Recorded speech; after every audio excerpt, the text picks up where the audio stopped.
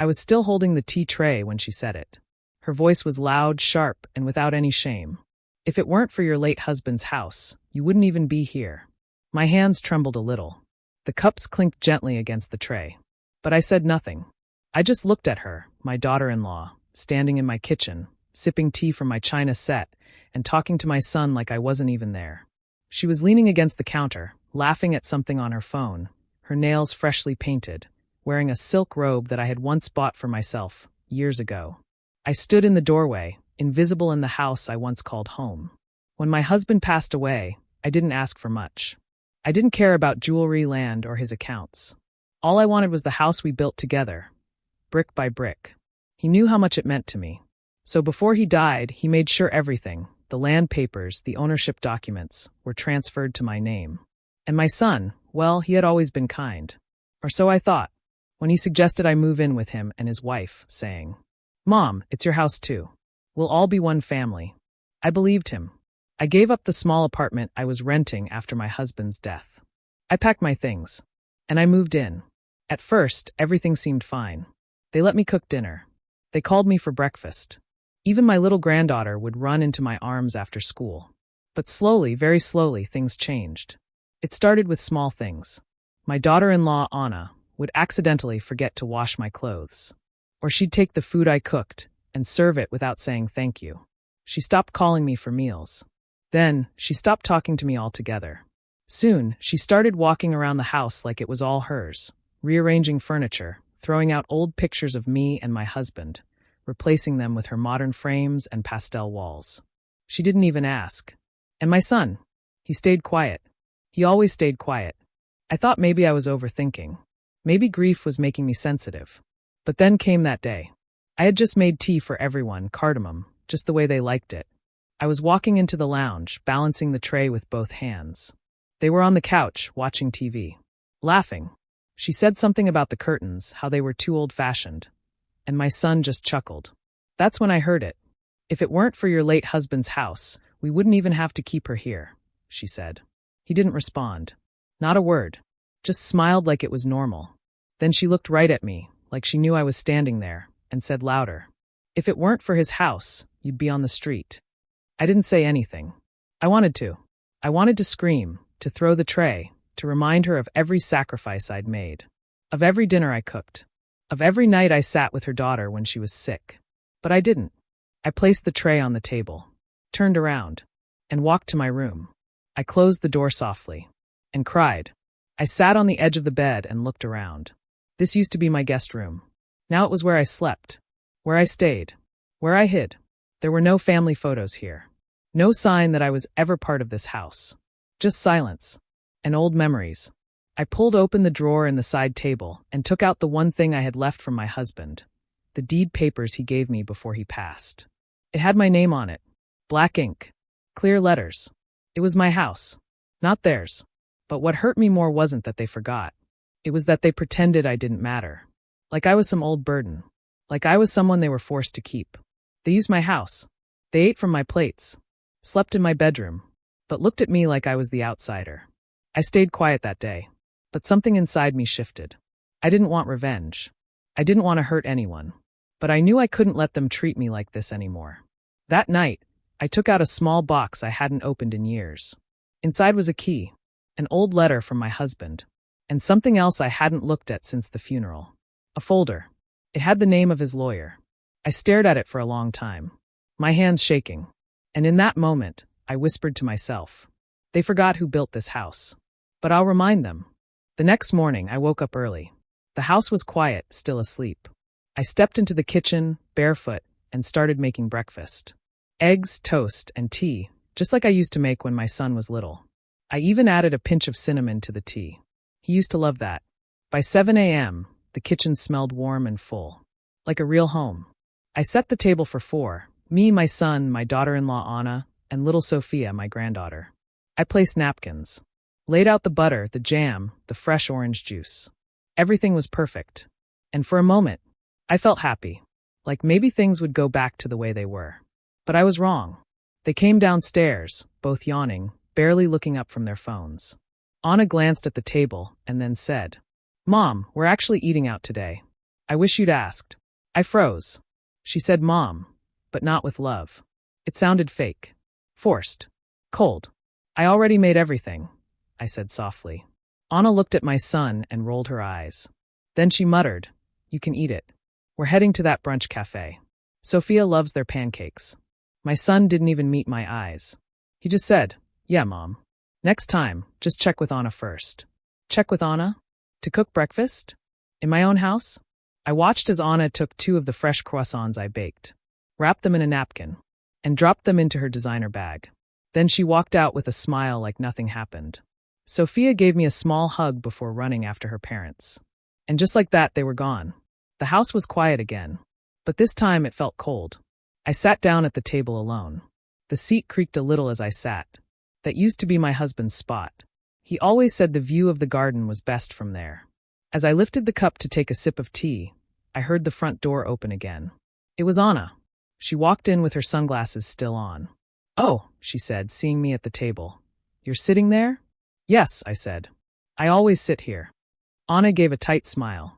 Well, that's actually Daniel's spot now. Daniel. My son. She was talking about my son.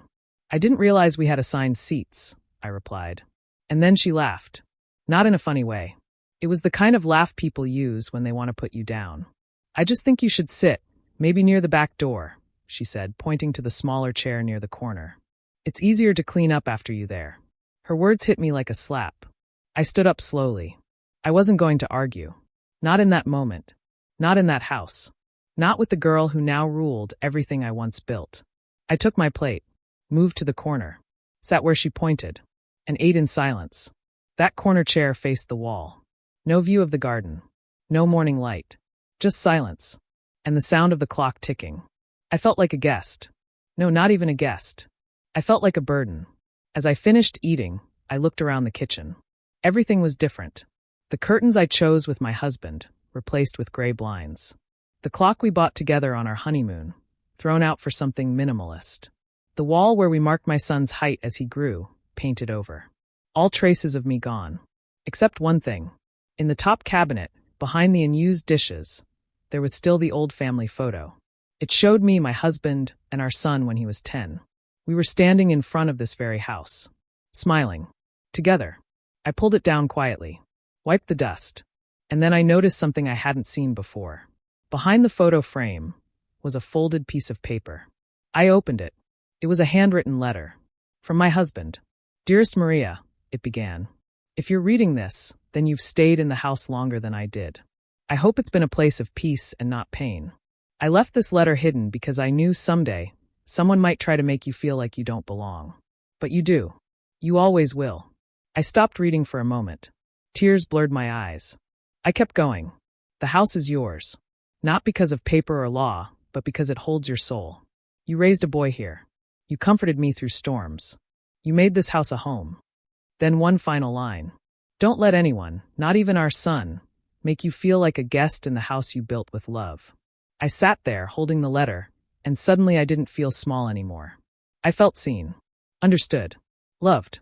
I folded the letter gently, placed it back in the frame, and put the photo where it belonged, right in the center of the living room shelf.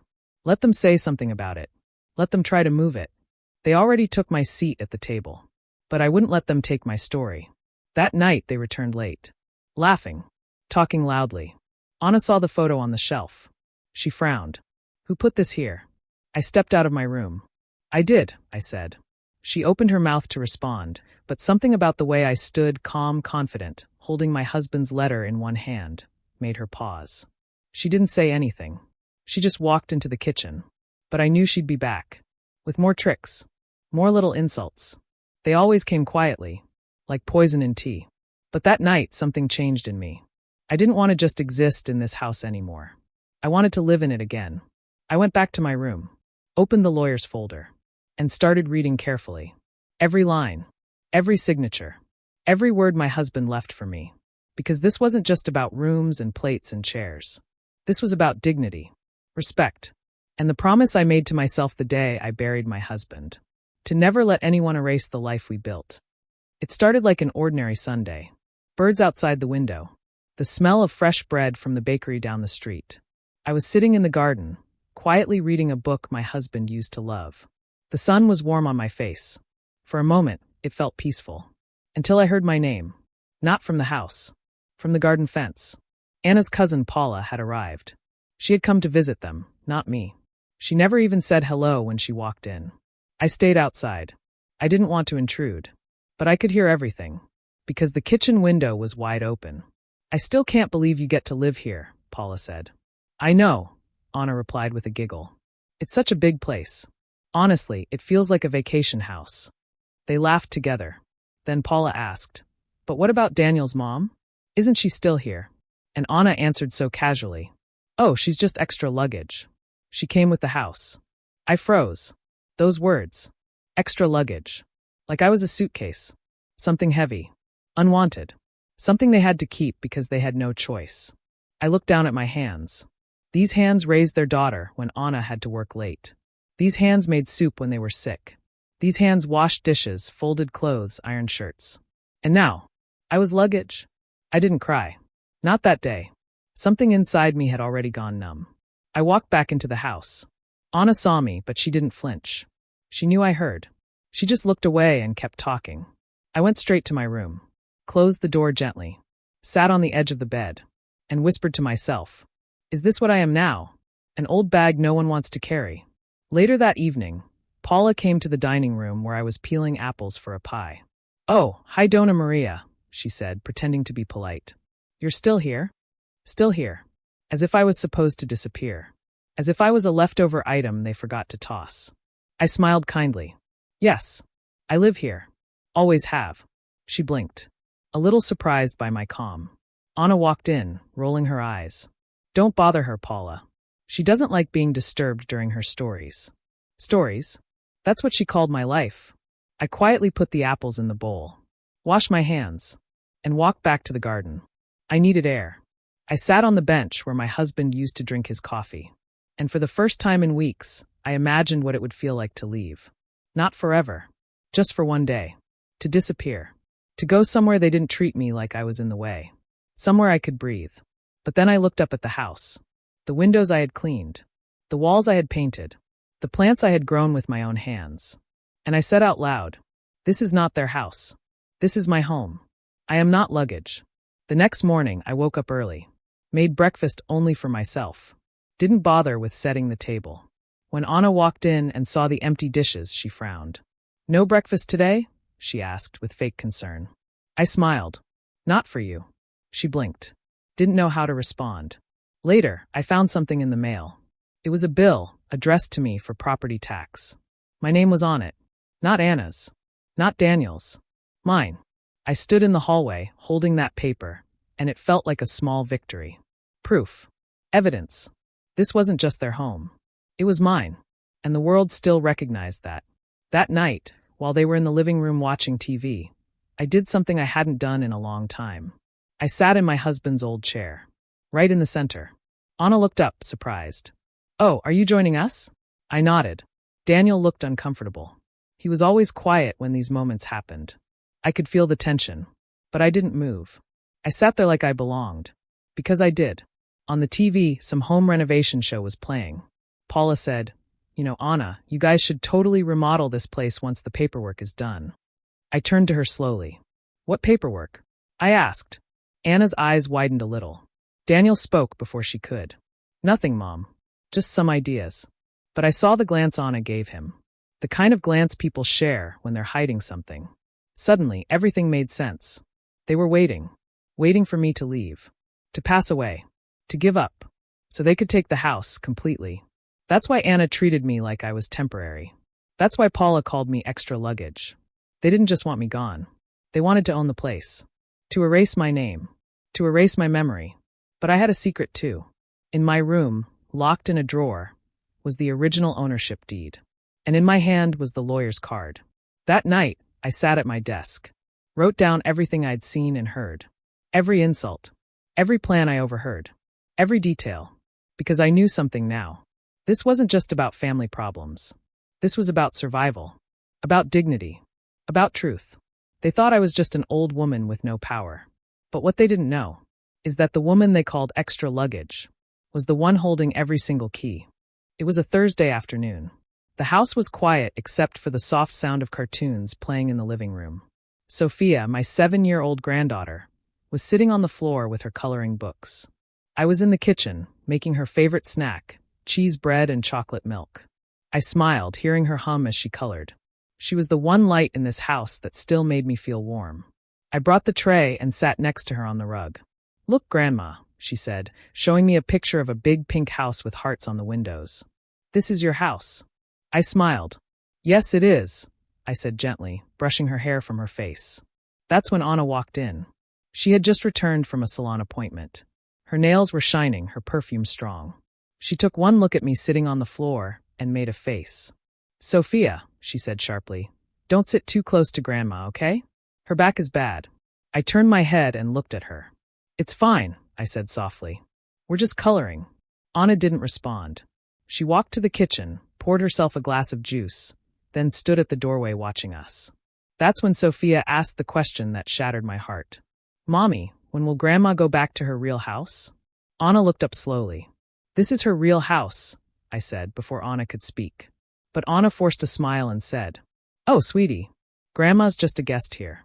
She's staying with us for now, but she'll have her own place again one day." My heart stopped. A guest? In the house I had lived in for over 30 years? In the house where I gave birth to my son? In the house where my husband took his last breath? Sophia looked confused. "But she said it's her house," she said. Anna kneeled next to her and whispered just loud enough for me to hear. "She says a lot of things, honey. Just smile and be nice to her." I felt like I couldn't breathe. It wasn't just about being disrespected anymore. Now, she was poisoning the mind of the only person left in the house who truly loved me. After snack time, Sophia gave me a hug and ran to her room. Anna walked past me, her eyes cold. "You need to stop confusing her," she said. "She's a child." I stood up slowly. "I'm not confusing her. I'm telling the truth." Anna crossed her arms. "You keep acting like you still run this house. You don't. It's time to accept your place." "And what place is that?" I asked, though I already knew the answer. "A guest room. A quiet corner. Somewhere out of the way." She turned and walked upstairs. I didn't move. I stood there in the hallway looking around. The family portraits were gone. My curtains were replaced. My husband's favorite chair had been sold because it didn't match the decor.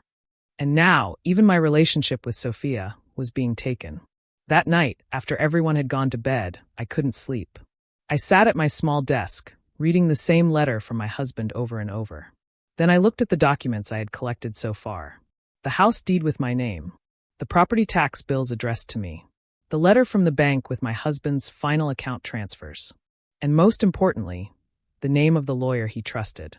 I whispered to myself, "If I'm a guest, then let me show them what kind of guest owns the building." The next morning, I waited until Anna had left for her yoga class. I called the lawyer's office. A kind voice answered, "Good morning, Mendez and Silva Law." I introduced myself. There was a pause. Then the voice said, "Ah yes, Dona Maria. We've been expecting your call since 2018. My heart skipped. "Expecting me?" I asked. "Yes," she replied. "Your husband left instructions in case anything ever felt wrong." He wrote, "If my wife is ever disrespected in her own home, she'll know exactly what to do." I pressed the phone tighter to my ear. The assistant continued, "We have a sealed letter here, and we can schedule a meeting anytime. Today, if you wish." 2 hours later, I was sitting in the lawyer's office. He handed me the envelope with my husband's handwriting on it. I opened it. Inside was a second copy of the house deed. This one notarized and signed in front of 3 witnesses, along with a note. "You don't owe them anything. But if they ever try to make you feel like less, take back everything." The lawyer leaned forward. "You have full control of the property, Dona Maria.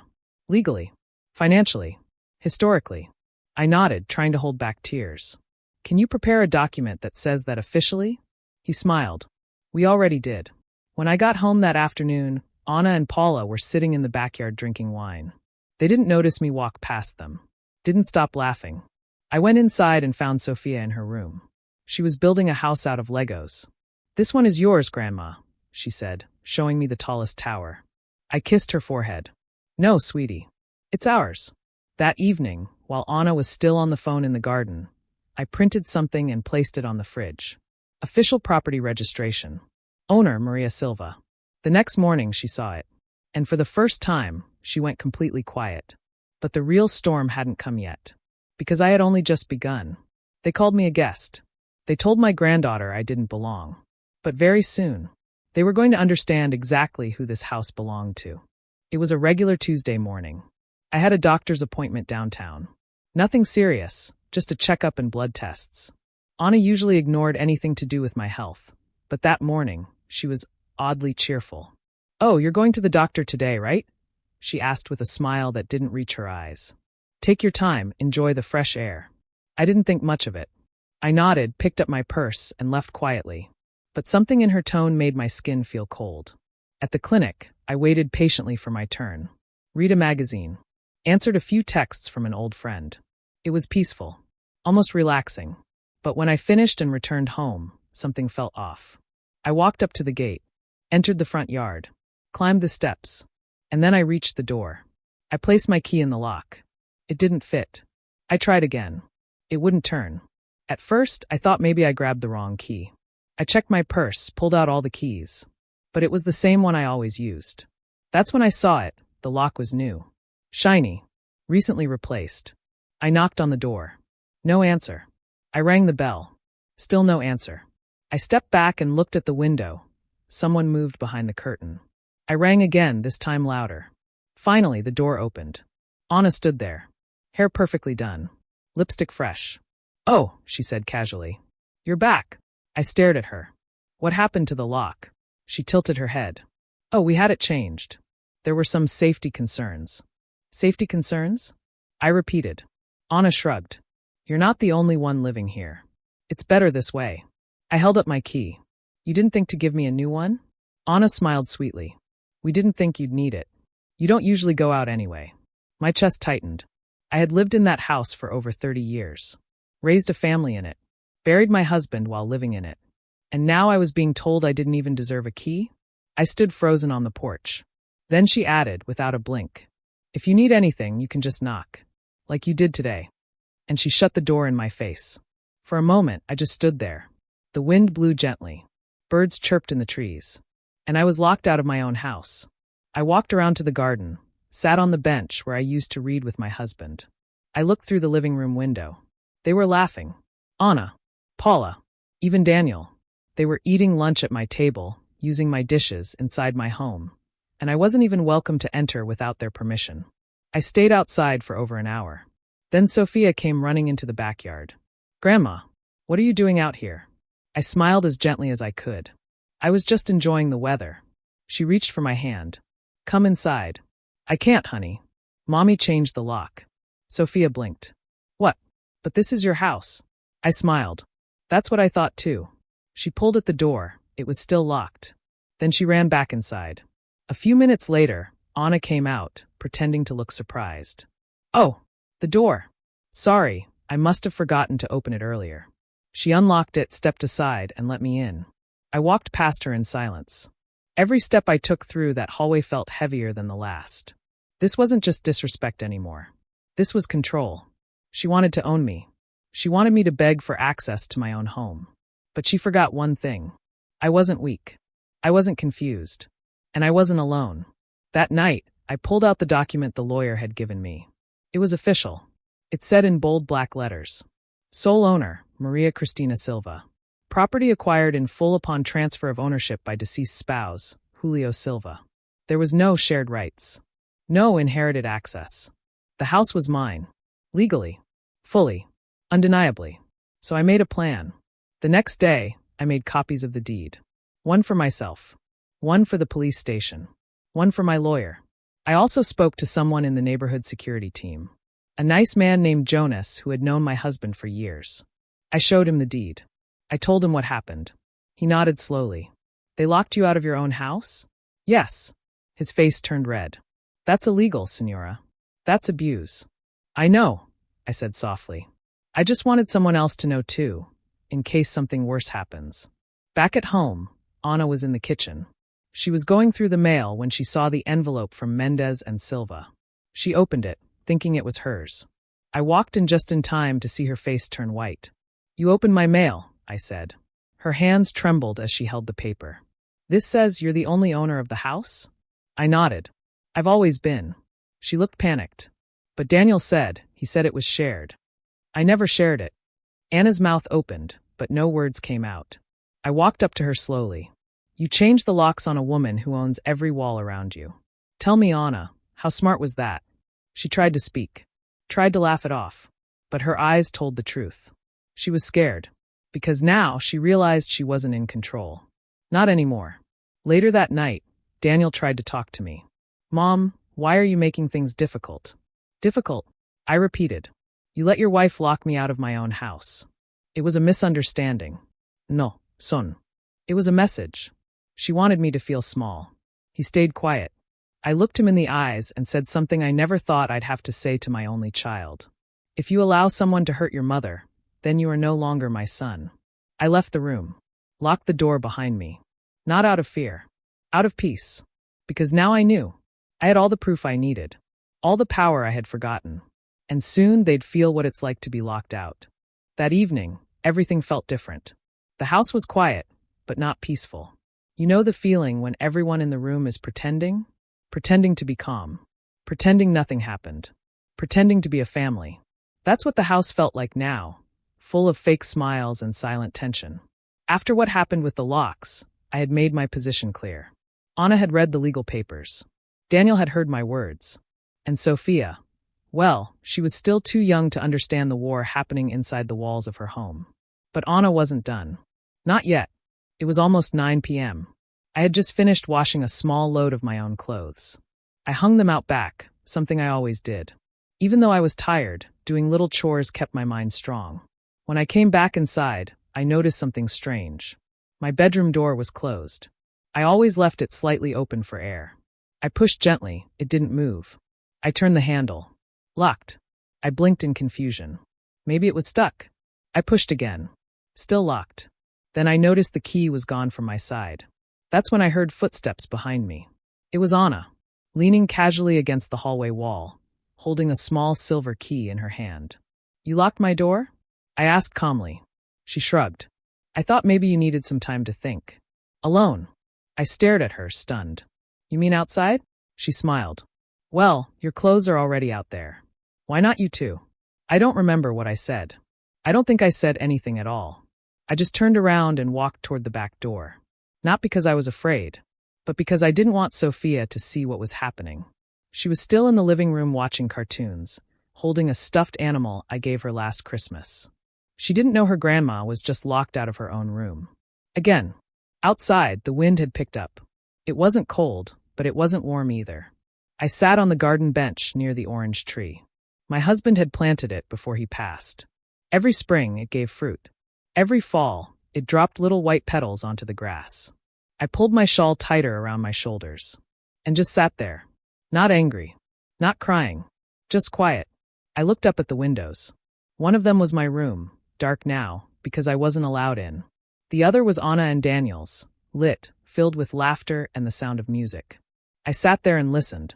To their laughter. To the silence in my heart. To the night birds in the trees. And I reached into my purse. Pulled out the copy of my house key. Not the one they had replaced. But the original. The real one. The one my husband gave me in 1993 when we first moved in. I held it tight in my hand. I slept with it in my palm that night. I didn't have a blanket. No pillow. No mattress.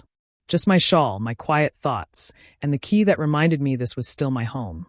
No matter how far they tried to push me out. I drifted in and out of sleep. At one point, I woke up because something soft touched my foot. It was Sophia's stuffed animal.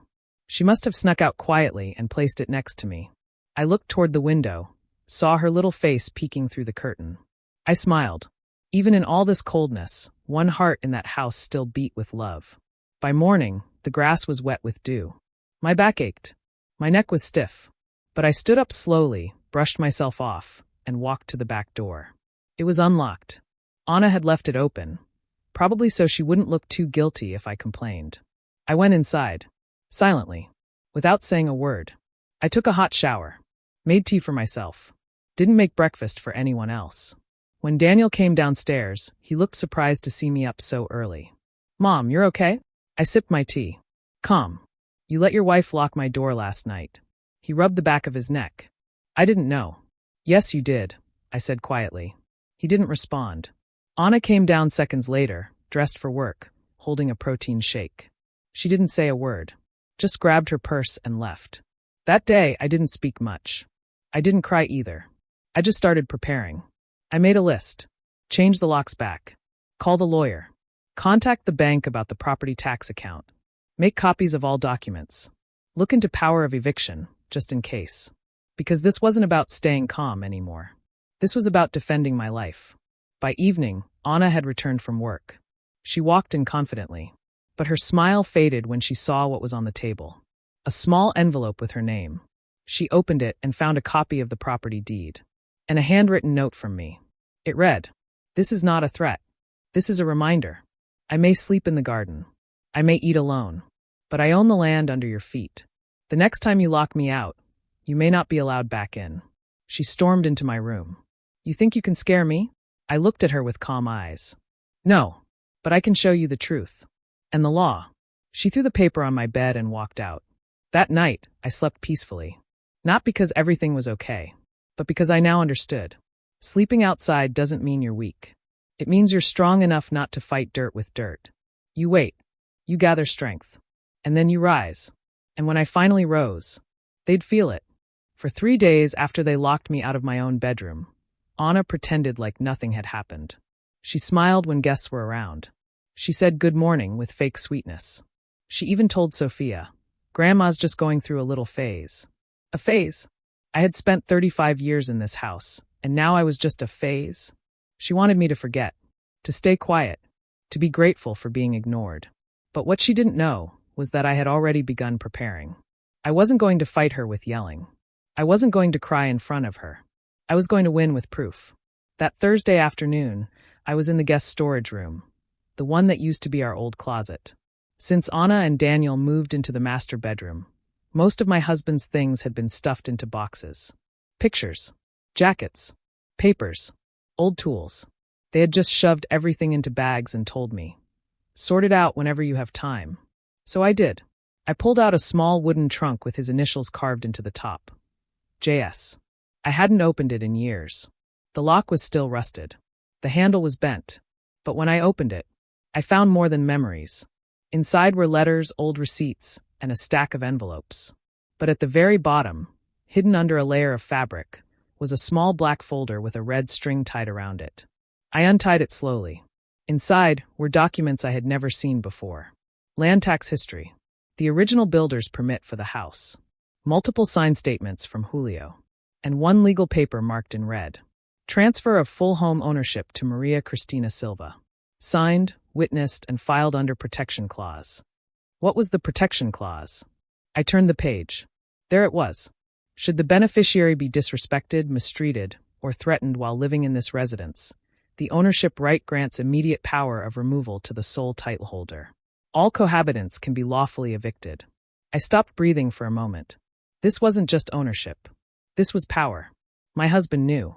He knew something like this might happen. He saw how Anna behaved even when Julio was alive. She smiled in front of him, but the moment he left the room, her face changed. He had seen enough. So he protected me, even after death. I sat there on the floor for a long time, holding that document, rereading every line, tears running down my face, not from sadness, but from relief. All this time, I thought I had nothing left. No voice, no respect, no say in my own home. But now I held something stronger than their opinions. I held legal truth. Later that day, I carefully made 3 copies of the document. I placed one inside my purse, one in a locked drawer in my room, and one I mailed straight to my lawyer. But I didn't say anything to Anna.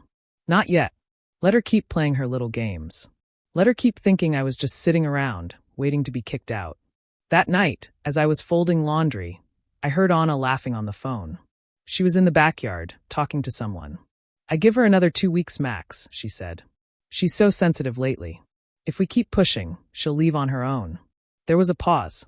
Then she said something that made me stop breathing. "Once she's out, we'll sell the place. Buy something bigger. She won't even know until it's done." They were planning to sell my house. The home I had built, decorated, cleaned, cried in, celebrated birthdays and funerals in. They were going to throw me out like garbage and sell my memories for profit. I walked into the kitchen, calmly poured myself a glass of water, and said nothing. But inside something lit up. Fire. The next morning, I woke up early. I wore my nicest dress, the blue one my husband loved. I tied my hair in a bun, put on lipstick, and waited. At exactly 9 a.m., the doorbell rang. It was my lawyer. I had asked him to stop by with something. He handed me a sealed envelope. Inside was an official warning letter, stamped and signed, ready to be used if I decided to evict Anna and Daniel from my house. He had also brought a printout of the title documents and a short paragraph explaining the protection clause in simple terms. I walked back inside holding the envelope. Anna was sitting at the dining table in her bathrobe, scrolling through her phone. "Oh, what's that?" she asked, not even looking up. I placed the envelope in front of her. She opened it, and her face changed. First confusion, then shock, then fear. "What is this?" she said. "This can't be real." "It is," I said. "You can't just kick us out." "I haven't. Yet." She stood up fast, knocking over her coffee. "But you won't, right? You wouldn't do that. This is our home." I looked at her calmly. "Is it? Because 3 days ago you locked me out of it. You laughed with your friends about kicking me out. You've spent months making sure I felt unwanted." She blinked. "You listened to my calls?" "No," I said. "I listened to your actions." She tried to speak, tried to twist it, tried to cry, but nothing worked. Because I had the documents, the law, the truth, and the love of the man who built this life with me. That night, I returned to the closet. I pulled out one last item from that black folder. A handwritten note from Julio. It said, "If you ever feel like this house is no longer yours, look in this folder. And remember, it was always yours. And no one, not even blood, gets to take that from you." I cried that night, but not because I was weak. I cried because I remembered who I was. The woman who built a family. The woman who survived loss. The woman who kept cooking even after being insulted. The woman who slept in the garden holding her key like a sword. I wasn't just living here. I belonged here. And no one was going to make me forget that again. The morning after I found my husband's secret file, I woke up before the sun. I didn't feel tired. I didn't feel sad. I felt clear. For the first time in a long time, I knew exactly what I had to do. I sat at the kitchen table with a cup of hot tea. The steam rose softly in front of my face. Anna walked past me without saying anything. She opened the fridge, grabbed a bottle of cold juice, and started scrolling on her phone. Daniel came down a few minutes later. He looked tired, nervous, like he had been thinking about my letter all night. "Good. Mom," he said, "can we talk?" I nodded. Anna rolled her eyes and walked out of the room. We sat at the table. Just him and me. Just like old times. I looked at my son and asked the question that had been sitting in my chest for weeks. "Do you think I'm a burden in this house?" He paused. Didn't answer right away. "Mom, it's not about that. Things are just complicated." I nodded again. "I see." He sighed. "Anna has strong opinions, but she doesn't mean to hurt you." "Really?" I asked softly. "She said I'm extra luggage. She locked me out of my room. She's planning to sell the house I built without telling me." He looked down. I continued. "I'm not asking you to choose between your wife and your mother, Daniel. I'm just asking you to see what's right and what's wrong." He didn't speak. He just stood up and said, "I have to go to work." When he left, I called my lawyer, Mr. Andre. He had helped my husband with the house paperwork years ago. Now he was helping me protect what was mine. When I arrived at the office, he greeted me kindly. He looked at me like a human being. With respect. He poured me tea and said, "I read everything you sent. And I have good news." He pulled out the documents. "This house," he said slowly, pointing to the title page, "belongs 100% to you. That means no one, not even your son or daughter-in-law, can make decisions without your permission." I nodded. "But what if they try to sell it?" I asked. He smiled. "They can't. Not legally. Not even a brick. Not even the grass outside. And if they change the locks again?" He leaned forward. "Then we send this," he said, holding up an official notice of property violation. We went through the entire plan. Legal ownership confirmed. Right to stay permanent. Right to evict others fully valid. Timeline immediate if needed. Then he said the words I had been waiting to hear. "They can't take a house that's 100% yours." I felt something rise in my chest. It wasn't just peace. It was power. I returned home that evening with a folder in my purse. Anna was in the living room watching TV. Daniel wasn't home yet. She looked at me, then looked away. But I didn't. I walked straight up to her, handed her the folder, and said, "Read this." She opened it, saw the title. Her smile disappeared. "This is from your lawyer?" she asked. "Yes." She flipped through the pages. "Read the paragraph that said I could remove anyone from the house. At any time. Without warning." Then she looked at me. "You're bluffing." I smiled. "No. I'm just starting." She stood up. "You think you're strong because you found some papers?" I nodded calmly. "No. I'm strong because I remembered who I am." She scoffed and stormed into the kitchen. Later that night, Daniel came home. Anna pulled him aside. They whispered in the hallway. I didn't listen. I didn't need to. The truth was already on paper. Let them argue. Let them plan. Let them panic. Because now they knew. I wasn't going anywhere.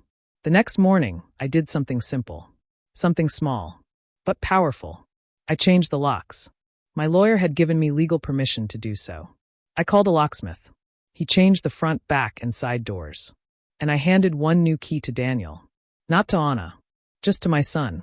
She was furious. "You had no right." "I had every right," I said. She stared at me like I was a different person. Like the quiet old woman she used to push around had vanished. Because she had. She was gone. That evening, I walked into the dining room while they were eating. I stood at the head of the table, where my husband used to sit. I held up the ownership deed and said, "This house was built by love. And I was part of every wall, every floor, every memory inside it. You forgot that. You disrespected me. You tried to remove me. But now you will respect me. Or you will leave." Silence.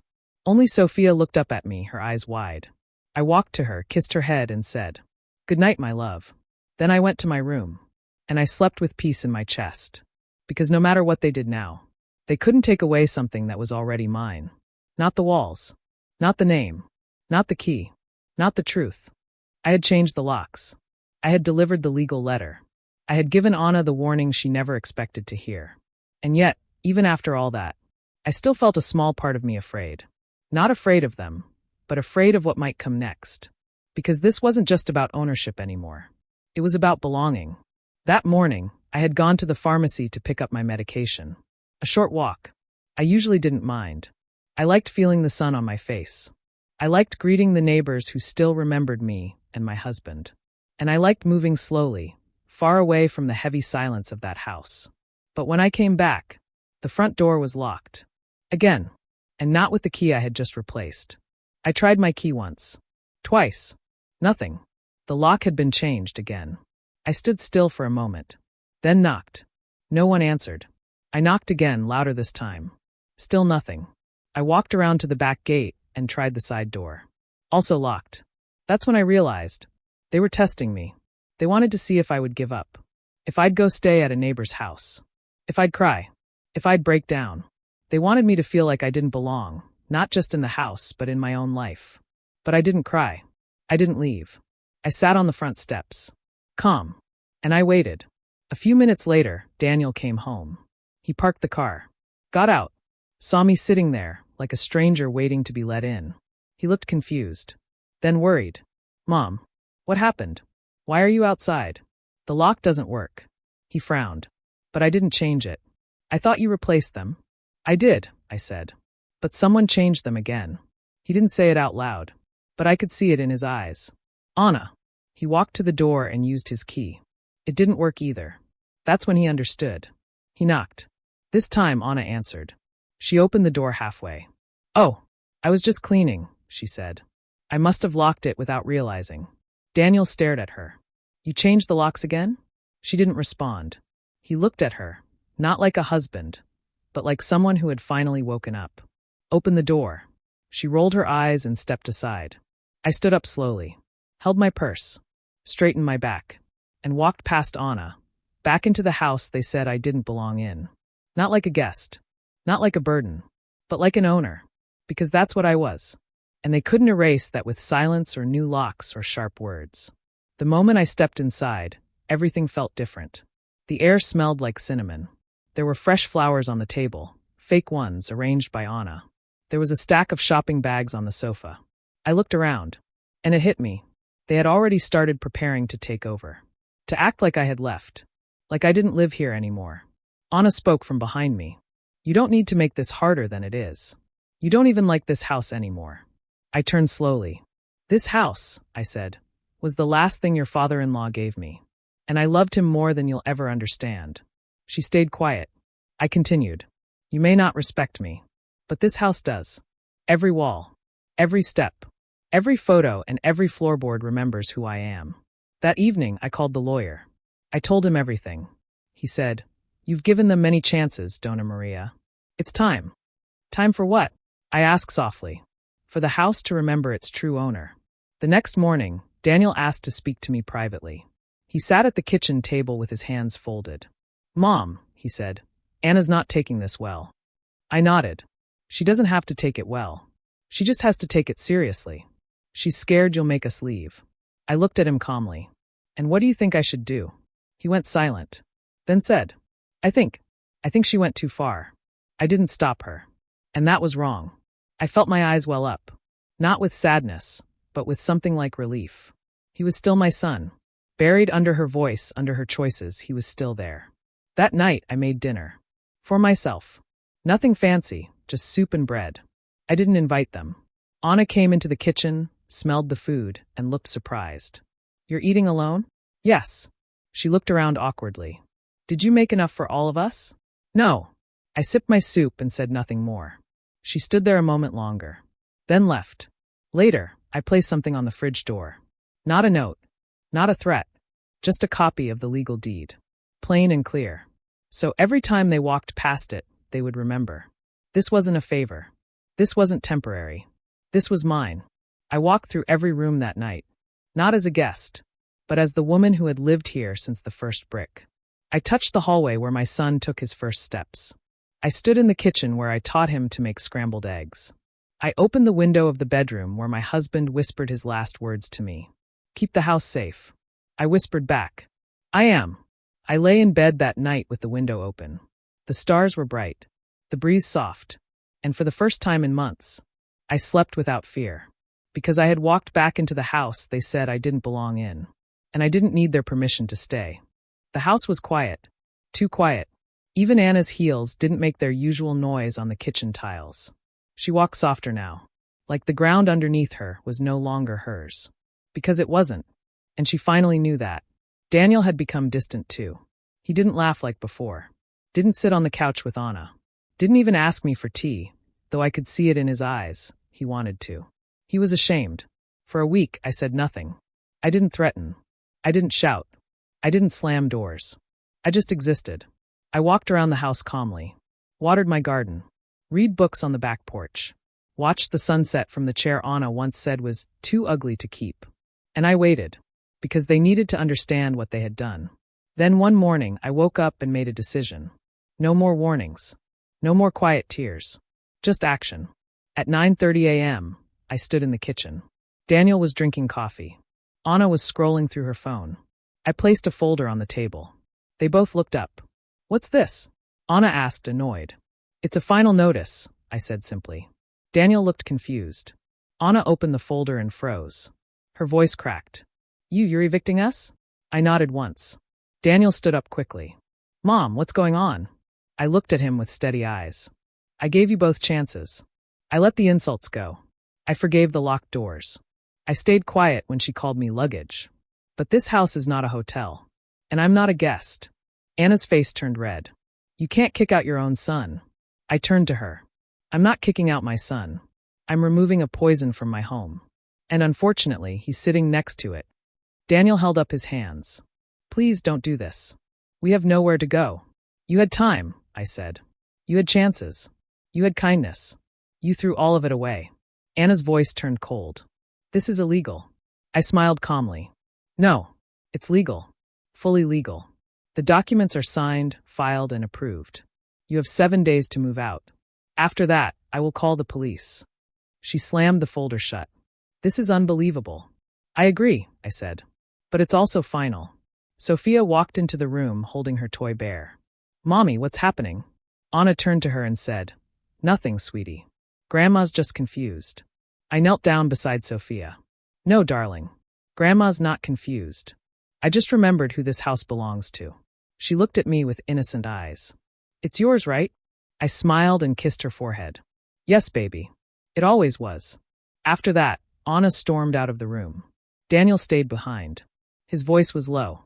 Mom, is there any way we can fix this? I looked at him with love and pain. You let her hurt me. You watched. You stayed silent. The house can forgive you.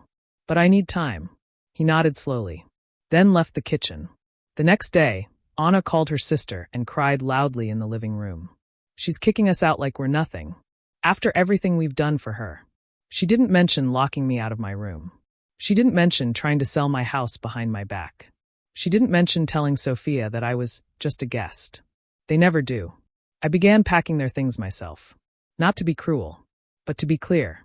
I placed each box gently in the hallway. Labeled. Organized. Fair. Daniel came down and saw me folding one of Sophia's dresses.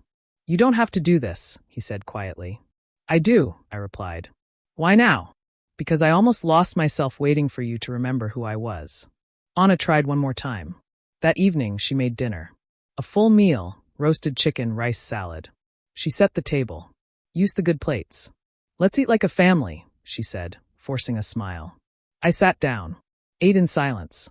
At the end of the meal, she looked at me and said, Can we start over? I stood up and replied, You can start over somewhere else. She didn't speak again that night. On day 4, Daniel came to me with a list of small apartments. He didn't say anything, just handed me the paper. I nodded. He was finally accepting it. On day 6, they packed most of their things. The house started to breathe again. It felt lighter, quieter, warmer, like it was healing, like it remembered me. On day 7, I made breakfast for Sophia. Just her. We sat in the garden together. She picked a flower and gave it to me. You're the nicest person in this house, she said. Tears filled my eyes. I love you, sweetheart. She smiled. And you love the house too, right? I nodded. I am the house. That afternoon they left. No drama. No big goodbye. Just a car full of boxes and a heart full of silence. I watched them drive away. Then I walked through each room. And whispered, I'm home. For real this time. It had been 2 weeks since they left. The house felt like a different place now. The air was lighter. The silence was peaceful. No more tension at breakfast. No more insults behind fake smiles. Just me. And my memories. I cleaned every room. Not because it was dirty, but because I needed to take back every corner they tried to erase. I opened old windows that had been sealed shut. I brought out photo frames they had packed away. I even put the original curtains back up in the kitchen, the ones Anna once called ugly and old-fashioned. And most of all, I placed my husband's picture right back where it belonged, on the mantel above the fireplace. Sophia had visited twice. Daniel brought her quietly. He said Anna didn't want her to come, but Sophia insisted. The first time, she ran in and hugged me so tight I couldn't breathe. I missed you, Grandma. I missed you more, little flower. She ran to the fridge. The ownership papers were still taped there. She smiled. Good. It's still your house. I laughed. She was too young to understand the law, but old enough to understand truth. But the real surprise came on a rainy Thursday afternoon. I had just made tea and sat near the window. The garden was soaked. Raindrops tapped the glass. That's when the doorbell rang. I opened the door. And there she was. Anna, standing in the rain. Hair wet. Eyes red. Holding a box in one hand and something familiar in the other. A white plate, from the set she once threw across the kitchen in anger. I froze. She looked at me, her voice shaking. Can I come in? For a moment, I didn't answer. I just looked at the plate. The same one she called worthless. The same one she smashed on the floor during an argument, saying, This house and everything in it should have been ours by now. That day, I glued the plate back together. I didn't throw it away. I couldn't, because it reminded me of who she became, and who I refused to be. I stepped aside. Come in. She walked slowly to the living room. Looked around like she was in a museum. Everything was in its place now, and she didn't belong here anymore. Not because I told her to leave, but because the house itself no longer welcomed her. She sat down. I offered her a towel. She dried her face, then looked at me. I've been thinking about what I said, she whispered. I said nothing. She kept going. I was wrong. Still, I said nothing. Tears formed in her eyes. I let pride ruin everything. I didn't see you as a mother. I saw you as competition. I looked at her carefully. She placed the glued-together plate on the table between us. I found this in one of our boxes. I wanted to throw it away again, but I couldn't. Her voice cracked. Because I realized I broke more than a plate that day. She lowered her head. I broke trust, family, and your heart. I waited. I wanted to hear why. Why did you hate me so much? I asked softly but firmly. She shook her head. I didn't hate you. I just wanted control. I thought if I could push you out, I could finally have a life where I wasn't standing in someone else's shadow. I nodded slowly. And what did that give you? Her lips trembled. An empty house. And a daughter who keeps asking when she can come back here. She stood up, walked toward the window, looked out at the garden where I used to play with Sophia. I know you'll probably never forgive me. And I understand that. She turned back to me. But I had to say it. Out loud. To your face. She picked up the plate again. Held it gently in her hands. Please let me fix what I broke. The old me would have yelled. Would have slammed the door. But the woman sitting in that chair now? She had walked through fire. Had been called luggage.